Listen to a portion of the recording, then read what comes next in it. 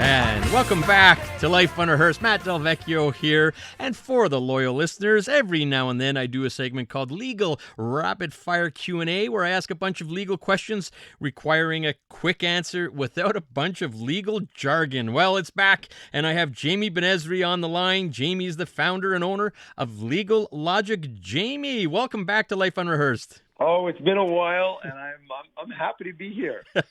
I'm happy you're back. I love doing this segment, but I suppose I have to preface it for our listeners by explaining that what I'm asking you is a bit unfair. I'm asking questions, and you have a minute or less to answer it without any context behind it. But you're a gamer, Jamie, so let's have a little fun with it.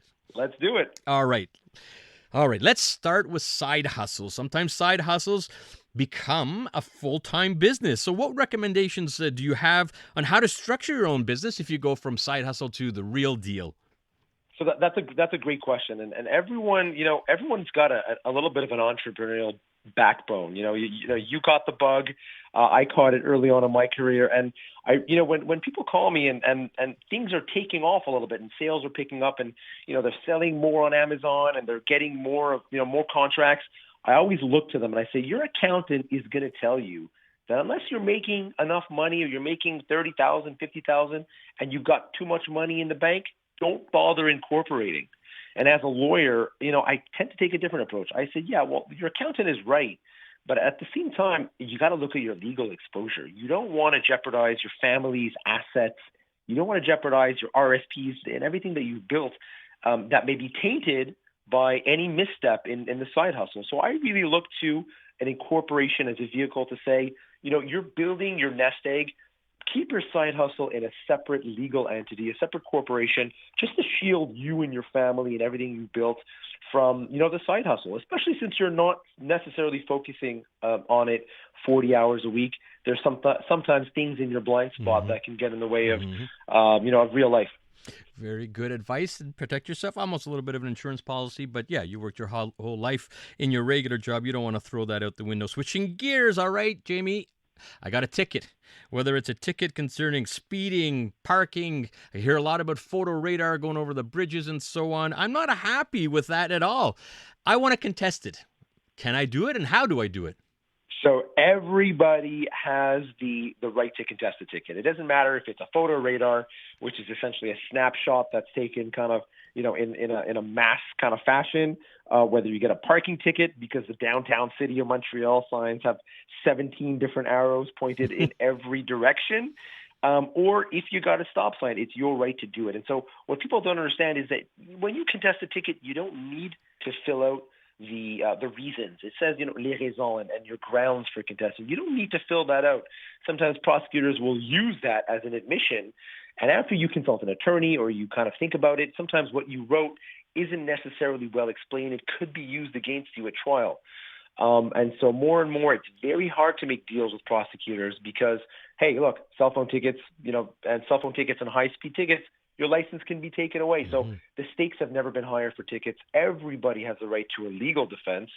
And really, everyone has the opportunity to go in front of a judge and tell their story, right? Love it. Listening to Life Unrehearsed, Matt Del Vecchio here talking about the hottest legal issues in a rapid-fire Q&A with lawyer and founder of Legal Logik, Maître Jamie Benizri. We're switching it over to wrongful termination, Jamie. What do you do if you think you were wrongfully terminated? Oh boy, we're seeing this quite a bit in this economy. Economy was on fire, and it was impossible not to be employed if you were looking for a job. Now, we're seeing things are cooling down a little bit. Some companies overhired, and now we're seeing a little bit of a correction in the market. And so more and more phone calls are coming in with, hey, I was just here for a year or 6 months, or even, hey, I've been there 30 years and I no longer have a job. I always want to make sure, one, when I see the offer that's being put on the table, I want to make sure that you're getting your statutory minimums, what the law says that you need to get, whether it's 2 weeks, 4 weeks, 8 weeks. These are different amounts that you're entitled to that you've banked on account of your loyalty. And as a rule of thumb, as a severance pay, it's not in the law, but kind of as a common law rule, I want to see an employee getting between 2 to 4 weeks for every year that they work. And, if it's 2 or 4, it really depends on, how legitimate the employer's reasons are, right? And if I see that an employee was on maternity leave or sick leave and they come back to a toxic work environment, I want to try to maximize the value of what should be coming to them on an unjust termination kind of a situation. All right. I love it. And always question if you've been terminated. You have the right to do that. Something we talk a lot about on Life Unrehearsed, Jamie, is our wills. I'd like to know what happens if you don't have a will when you die. What happens in those cases?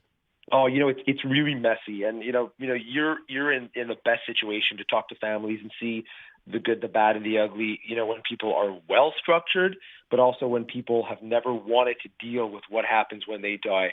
If you die without a will, it's called ab intested, and what that means that you basically don't have a will, and somebody needs to take charge in the family to commence the probate process. And so you need to either, typically, a notary or even a court, a judge could approve a family member or an interested party in either naming themselves as liquidator and even asking for a piece of the inheritance. And so sometimes this leads to disputes. And you can imagine that can really detract and really starts to eat away sometimes at what people leave as a nest egg at death. And so you always want to put something down, and notarize is the best portion, is the best fashion to do it. We've had notaries on the show, Jamie, as you know, and still it's somewhere in the range of 50%. 50% of Canadians still don't have a will. Just get that will done, save you a whole lot of heartache. All right, moving along very quickly, and we're running out of time, but I want to talk about leases.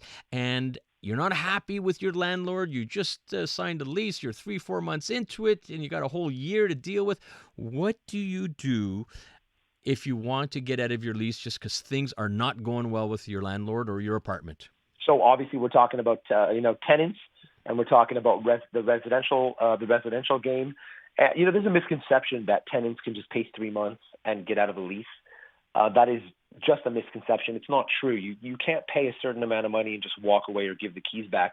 The landlord and tenant are stuck with each other for the term that they signed up for, typically 12 months, as you know. If you're not happy, and we need to understand what's the source of that. The landlord has the obligation to give you a place that works, hot water, peaceable enjoyment, neighbors not screaming down your neck and banging on. You have the right to peaceably occupy that space. And if that is not happening, and if the place is in shambles, or there's mold, or there's crazy neighbors, or fill in the blank situation, you do have the right to require that the landlord fix or make sure that everybody's acting reasonably in good neighborly fashion. If they don't, there's letters, and then there's things that the tribunal can do to impose certain sanctions on the landlord, including withholding rent or even paying for some of the repairs that he should be doing. All right, talking with lawyer Jamie Benizri on the Life Unrehearsed Rapid Fire Q&A. Jamie, we have less than 30 seconds. I want to squeeze in one last one about what does a hidden defect mean when you're buying or just bought a house? Oh, boy, hidden defects. This is a big gray area in the real estate market, and we've seen an explosion of claims over the past couple of years because during COVID, when the real estate market was overheating, you'll remember people were buying basically with their eyes closed. No inspection, no report, and this has led to big problems in kind of hidden defect land. And what that means is if your inspector was not able to detect something during an inspection and you bought with legal warranty, you are allowed to ask the buyer to repair something that was never in sight or that they would have lied or concealed at the time of the transaction. Jamie, we did it. I can't believe we got it all in. We're going to have to have you back. There's so many more questions to ask, but appreciate you taking the time here to do this in a really putting you on the spot way, but you handled it well. I appreciate it. Jamie Benizri, owner, founder of Legal Logik. How can people get a hold of you? That was a lot of fun. Thanks for having me. You can reach out to me directly, 514-419-4069. That's my office. I'm always available. Press 0. Somebody will find a way to get a hold of me. And it's Legal Logik, Logik. Jamie, thank you so much. You're the man. All right, Maître Jamie Benizri from Legal Logik. Life Unrehearsed, brought to you by Lianas Senior Transition Support, helping you navigate home care and senior residences.